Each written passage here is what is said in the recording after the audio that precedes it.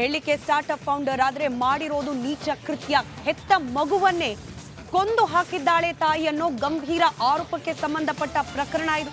ತನ್ನದೇ ಮಗುವನ್ನ 4 ವರ್ಷದ ಪುಟ್ಟ ಕಂದನನ್ನ ಕೊಂದು ಸೂಟ್ಕೇಸ್ನಲ್ಲಿ ಸಾಗಿಸ್ತಾ ಇದ್ದ ವೇಳೆ ತಾಯಿ ರೆಡ್ ಹ್ಯಾಂಡ್ ಆಗಿ ಪೊಲೀಸರ ಬಲೆಗೆ ಬಿದ್ದಿರುವ ಪ್ರಕರಣ. ಸ್ಟಾರ್ಟ್ ಅಪ್ ಫೌಂಡರ್ ಹಾಗೆ ಸಿಇಒ ಸೂಚನಾ ಸೇಠ್ ಅರೆಸ್ಟ್ ಆಗಿರುವ ಮಹಿಳೆ.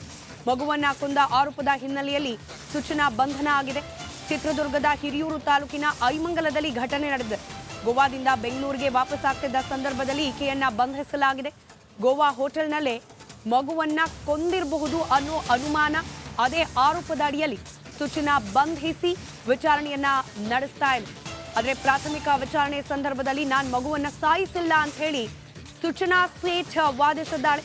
ಚಿತ್ರದುರ್ಗ ಪೊಲೀಸರ ವಿಚಾರಣೆ ಸಂದರ್ಭದಲ್ಲಿ ಸೂಚನಾ ಹೇಳಿಕೆ ನೀಡಿರೋದು, ನನ್ನ ಮಗನಿಗೆ ಔಟ್ಡೋರ್ ಟ್ರಿಪ್ ಹೋಗೋದು ಇಷ್ಟ, ಹಾಗಾಗಿ ಆಗಾಗ ಗೋವಾಗೆ ಕರ್ಕೊಂಡು ಹೋಗ್ತಿದ್ದೆ.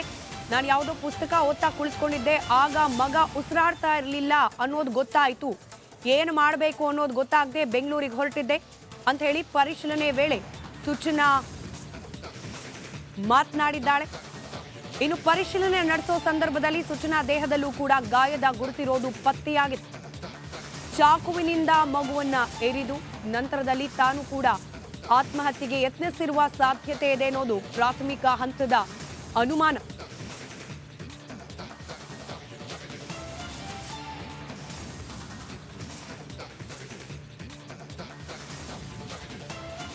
ಸದ್ಯಕ್ಕೆ ಲಭ್ಯವಾಗಿರುವ ಮಾಹಿತಿಗಳೇನು ಅನ್ನೋದನ್ನ ಗಮನಿಸ್ತಾ ಹೋಗೋಣ. ಬೆಂಗಳೂರಿನಿಂದ ಗೋವಾಗೆ 4 ವರ್ಷದ ಮಗನ ಜೊತೆಯಲ್ಲಿ ಸೂಚನಾ ಟ್ರಾವೆಲ್ ಮಾಡಿದ್ರು ಅನ್ನೋ ಮಾಹಿತಿ ಇದೆ. ಆದರೆ ವಾಪಸ್ ಬರುವಾಗ ಮಗು ಕಾಣಿಸಿಲ್ಲ. ಮಗು ಬಗ್ಗೆ ಹೋಟೆಲ್ನ ಸಿಬ್ಬಂದಿ ಪ್ರಶ್ನೆ ಮಾಡಿದಾಗ ಮಗುವನ್ನ ಸಂಬಂಧಿಕರ ಮನೆಯಲ್ಲಿ ಬಿಟ್ಟಿದ್ದೀನಿ ಅಂತ ಹೇಳಿ ಆಕೆ ಹೇಳಿರ್ತಾಳೆ. ಮಗುವನ್ನ ಕೊಲೆ ಮಾಡಿ ಸೂಟ್ಕೇಸ್ನಲ್ಲಿ ತಗೊಂಡು ಹೋಗ್ತಾ ಇದ್ಲು ಅನ್ನೋ ಅನುಮಾನ. ಮಾರ್ಗ ಮಧ್ಯದಲ್ಲೇ ಪೊಲೀಸರು ತಡೆದು ತಪಾಸಣೆ ನಡೆಸಿದಾಗ ಘಟನೆ ಬೆಳಕಿಗೆ ಬಂದಿದೆ. ಸದ್ಯಕ್ಕೆ ಮಗುವಿನ ಮೃತದೇಹವನ್ನು ಮಾರ್ಚರಿಗೆ ಶಿಫ್ಟ್ ಮಾಡಲಾಗಿದೆ. ಆರೋಪಿ ಸೂಚನಾಳನ್ನ ಅರೆಸ್ಟ್ ಮಾಡಲಾಗಿದೆ.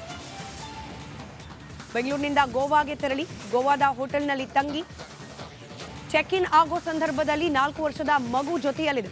ಆದರೆ ವಾಪಸ್ ಹೋಗುವಾಗ ಮಗು ಇಲ್ಲ. ಇನ್ಫ್ಯಾಕ್ಟ್ ಆ ಹೋಟೆಲ್ನ ಸಿಬ್ಬಂದಿ ಪ್ರಶ್ನೆ ಮಾಡಿದ್ದಾರೆ, ಮಗು ಕಾಣಿಸ್ತಿಲ್ಲ ಅಂತ ಹೇಳಿ. ಆಗ ಸಂಬಂಧಿಕರ ಮನೆಯಲ್ಲಿ ಬಿಟ್ಟಿದ್ದೇನೆ ಅಂತ ಹೇಳಿ ಈಕೆ ಸಬೂಬ್ ಹೇಳಿದ್ದಾಳೆ ಅನ್ನೋ ಮಾಹಿತಿ ಇದೆ.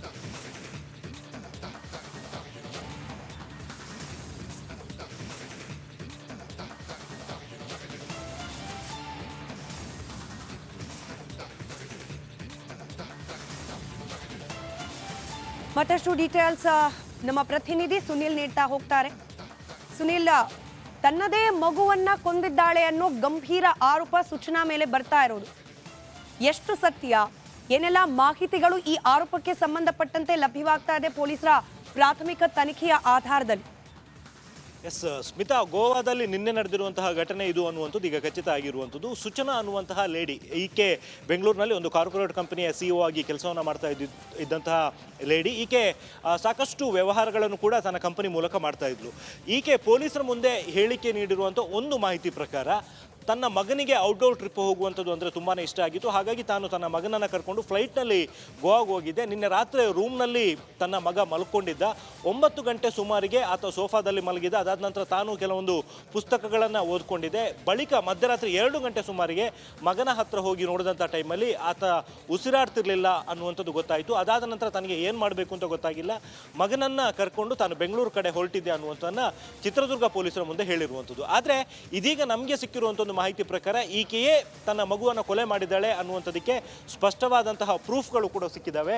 ಕಲ್ಲಂಗೋಟ್ಟು ಪೊಲೀಸ್ ಸ್ಟೇಷನ್ನಲ್ಲಿ ರಿಜಿಸ್ಟರ್ ಆಗಿರುವಂತಹ FIR ಕಾಪಿ ಇದೀಗ ರಿಪಬ್ಲಿಕ್ ಕನ್ನಡಕ್ಕೆ ಎಕ್ಸ್ಕ್ಲೂಸಿವ್ ಆಗಿ ಲಭ್ಯ ಆಗಿರುವಂಥದ್ದು. ಕ್ರೈಮ್ ನಂಬರ್ 5ರಲ್ಲಿ ಈ ಒಂದು FIR ರಿಜಿಸ್ಟರ್ ಆಗಿರುವಂಥದ್ದು. IPC ಸೆಕ್ಷನ್ 302 ಮತ್ತು 201 ಅಡಿ ಪ್ರಕರಣ ದಾಖಲಾಗಿದೆ. ಅಂದರೆ ಕೊಲೆ ಮತ್ತು ಸಾಕ್ಷ್ಯನಾಶ ಮಾಡುವಂತಹ ಉದ್ದೇಶದಿಂದ ಕೃತ್ಯವನ್ನು ಎಸಗಲಾಗಿದೆ ಅನ್ನುವಂಥದ್ದು. ನಿನ್ನೆ ಸಂಜೆ ಸುಮಾರು 6 ಗಂಟೆ 48 ನಿಮಿಷಕ್ಕೆ ಇನ್ಸಿಡೆಂಟ್ ಆಗಿದೆ ಅನ್ನುವಂಥದ್ದು ಈ ಒಂದು FIRನಲ್ಲಿ ಮೆನ್ಷನ್ ಆಗಿರುವಂಥದ್ದು. ಗೋವಾದ ಎಲ್ಲಿ ಇನ್ಸಿಡೆಂಟ್ ನಡೆದಿದೆ ಅನ್ನುವಂಥದ್ದು ಕೂಡ ಮೆನ್ಷನ್ ಆಗಿದೆ. ರೂಮ್ ನಂಬರ್ 404, ಇದು ಒಂದು ಸರ್ವಿಸ್ ಅಪಾರ್ಟ್ಮೆಂಟು.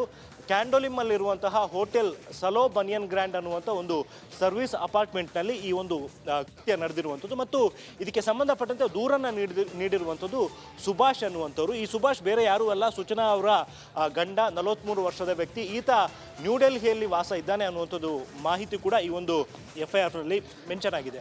ಅದೇ ರೀತಿಯಲ್ಲಿ ಈ ಒಂದು FIRನಲ್ಲಿ ಪರ್ಟಿಕ್ಯುಲರ್ ಆಗಿ ಸೂಚನಾ ಸೇಠ್ ಅವರೇ ಈ ಒಂದು ಪ್ರಕರಣದ ಆರೋಪಿ ಅನ್ನುವಂಥದ್ದು ಕೂಡ ಮೆನ್ಷನ್ ಮಾಡಿದ್ದಾರೆ. ಈಕೆಗೆ 39 ವರ್ಷ. ಬೆಂಗಳೂರಿನ ಸನ್ಶೈನ್ ತೆರಾಜಾ ಅಪಾರ್ಟ್ಮೆಂಟ್ನಲ್ಲಿ ಈಕೆ ವಾಸ ಇದ್ಲು.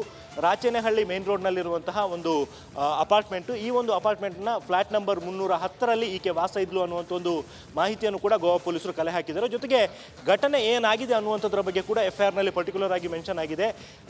ಹೋಟೆಲ್ನ ಸಿಬ್ಬಂದಿ ಹೋಟೆಲ್ನ ರೂಮ್ ಒಳಗಡೆ ಹೋಗಿ ಅಲ್ಲಿ ಪರಿಶೀಲನೆ ಮಾಡಿದಂತಹ ಸಂದರ್ಭದಲ್ಲಿ ಈ ಮಗು ಮೃತಪಟ್ಟಿರುವಂಥ ಒಂದು ವಿಚಾರ ಕೂಡ ಗೊತ್ತಾಗಿತ್ತು. ಅದಾದ ನಂತರ ಆಕೆ ಮಗುವನ್ನು ಒಂದು ಬ್ಯಾಗ್ ಒಳಗಡೆ ತುಂಬಿಸ್ಕೊಂಡು, ಅಂದರೆ ಮಗುವಿನ ಮೃತದೇಹವನ್ನು ತುಂಬಿಸ್ಕೊಂಡು ಬಳಿಕ ಒಂದು ಇನೋವಾ ಟ್ಯಾಕ್ಸಿ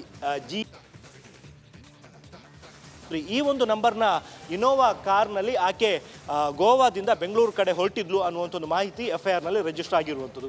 ಈ FIR ರಿಜಿಸ್ಟರ್ ಆಗ್ತಿದ್ದಂತೆ ಗೋವಾದ ಪೊಲೀಸರು ಚಿತ್ರದುರ್ಗ ಪೊಲೀಸರನ್ನ ಸಂಪರ್ಕ ಮಾಡಿದ್ದಾರೆ. ಯಾಕೆಂದರೆ ಆಕೆಯ ಟವರ್ ಲೊಕೇಶನ್ ಮತ್ತು ಆ ಡ್ರೈವರ್ನ ನಂಬರ್ನ ಪಡ್ಕೊಂಡು ಅದರ ಒಂದು ಟವರ್ ಲೊಕೇಶನ್ ಕೂಡ ಪತ್ತೆ ಹಚ್ಚಿದ್ರು. ಜೊತೆಗೆ ಆ ವೆಹಿಕಲ್ ಎಲ್ಲಿ ಹೋಗ್ತಿದೆ ಅನ್ನುವಂಥದ್ದನ್ನು ಕೂಡ ತಮ್ಮ ಇನ್ಫಾರ್ಮೆಂಟ್ಗಳ ಮುಖಾಂತರ ಮಾಹಿತಿಯನ್ನು ಪಡ್ಕೊಂಡಿದ್ದು. ಆ ಮೂಲಕ ಅದು ಬೆಂಗಳೂರು ಕಡೆ ಹೋಗ್ತಿದೆ ಅನ್ನುವಂಥದ್ದು ಗೊತ್ತಾಯಿತು. ಆ್ಯಂಡ್ ದಾವಣಗೆರೆ ಬಿಟ್ಟು ಟುವರ್ಡ್ಸ್ ಚಿತ್ರದುರ್ಗ ಕಡೆ ಬರ್ತಿದೆ ಅನ್ನುವಂಥ ಎಕ್ಸಾಕ್ಟ್ ಮಾಹಿತಿ ಗೊತ್ತಾಗ್ತಿದ್ದಂಗೆ ಚಿತ್ರದುರ್ಗ ಪೊಲೀಸರನ್ನ ಸಂಪರ್ಕ ಮಾಡಿ ಈ ಒಂದು ಪರ್ಟಿಕ್ಯುಲರ್ ನಂಬರ್ನ ಇನೋವಾ ಕಾರ್ನ ಸ್ಟಾಪ್ ಮಾಡಿ ಅದನ್ನು ಪರಿಶೀಲನೆ ಮಾಡುವಂಥ ಸೂಚನೆಯನ್ನು ನೀಡಿದರು. ಅದರ ಪ್ರಕಾರ ಚಿತ್ರದುರ್ಗದ ಐಮಂಗಲ ಪೊಲೀಸರು ಪರಿಶೀಲನೆ ಮಾಡುವಂಥ ಸಂದರ್ಭದಲ್ಲಿ ಗಾಡಿಯ ಒಳಗಡೆ ಒಂದು ಬ್ಯಾಗ್ನಲ್ಲಿ ಮಗುವಿನ ಮೃತದೇಹ ಇರುವಂಥದ್ದು ಪತ್ತೆಯಾಗಿದೆ. ತಕ್ಷಣವೇ ಈ ಒಂದು ಮಾಹಿತಿಯನ್ನು ಗೋವಾ ಪೊಲೀಸರು ಕೂಡ ರವಾನೆ ಮಾಡಿದರು.